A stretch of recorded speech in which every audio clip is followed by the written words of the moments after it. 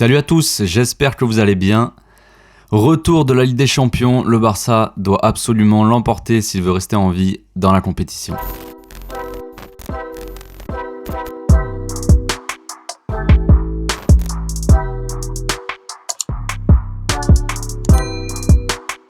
Après la victoire contre Valence et un match plutôt bon de notre part, retour aux choses qui fâchent.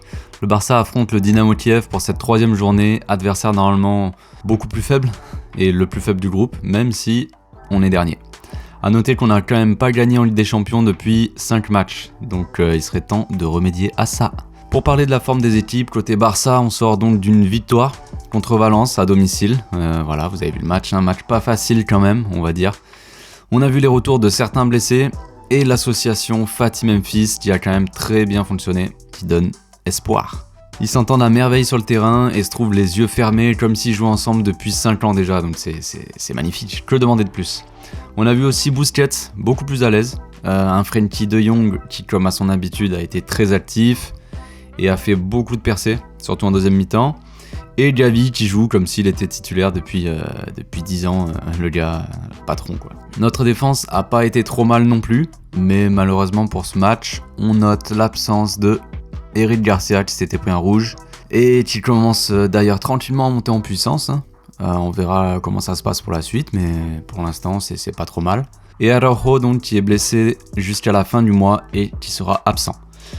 On aura donc Piqué, Mingueza, Lenglet et Umtiti de disponibles. Donc la presse annonce la titularisation de Lenglet.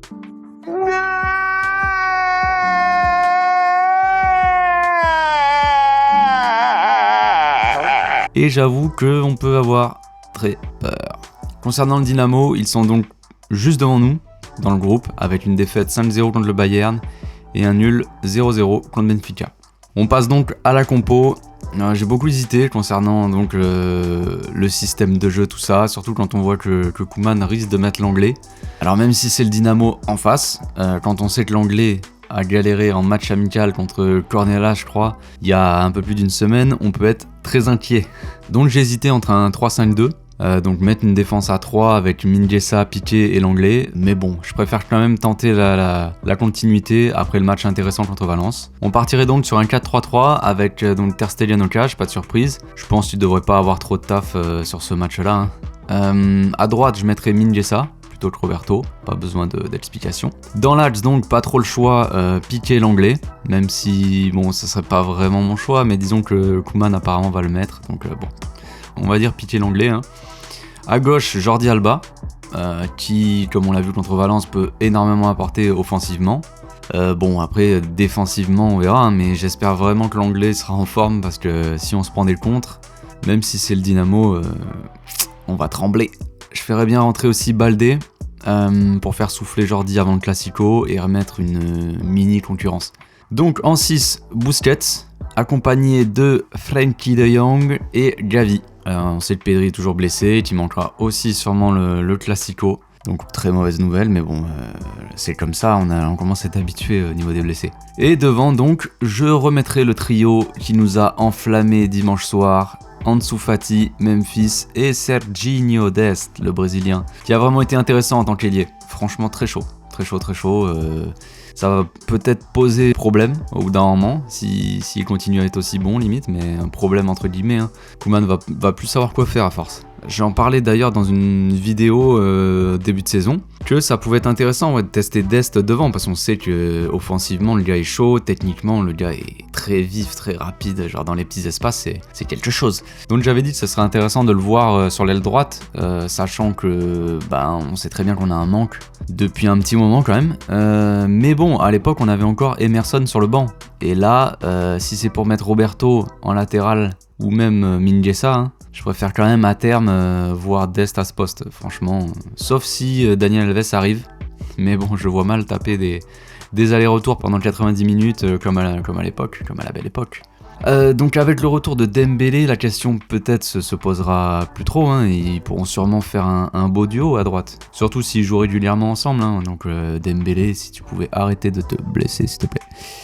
Je pense qu'il faudra quand même faire tourner pour ce match, car le Classico arrive très vite et ça sera quand même très important.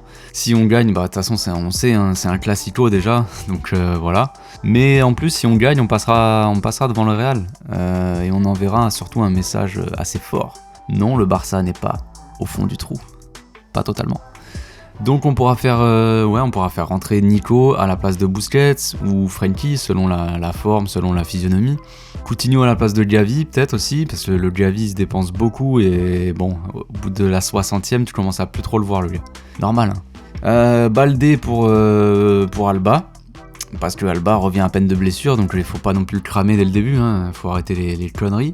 Agüero aussi, on va le remettre un peu et on va faire sortir Fati par exemple.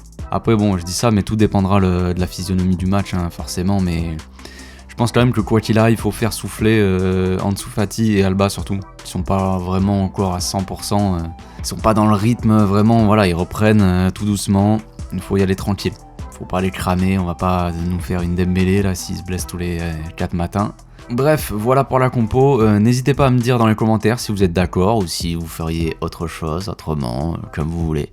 Pour donner un petit prono, je mise sur une petite victoire, genre petit score 1 ou 2-0. Je ne vois pas non plus les dérouiller facilement. Ils vont sûrement jouer très bas, je pense. Et on sait que c'est compliqué, hein, quand les équipes en face jouent très bas, même si, avec le retour d'en dessous, il peut peut-être nous sortir une petite dinguerie à tout moment, mais on verra bien. Voilà, c'est tout pour aujourd'hui. Je vous souhaite un bon match et on se retrouve pour le débrief. Ciao!